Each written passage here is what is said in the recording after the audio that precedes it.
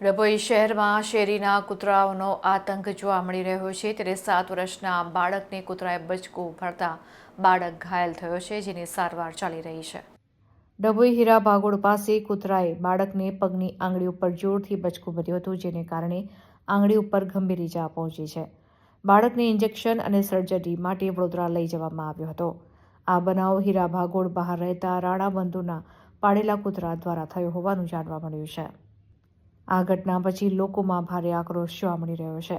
મુખ્ય માંગણી એ છે કે ડભોઈ નગરપાલિકાએ આ પાળેલા કૂતરાના માલિક સામે કાયદેસરનો ગુનો નોંધીને દાખલારૂપ કાર્યવાહી કરવી જોઈએ.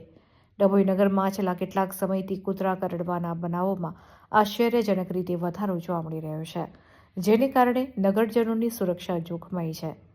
ત્યારે કૂતરા મામલે સક્રિય કામગીરી કરવાની સ્થાનિકોમાં માંગ ઉઠી છે.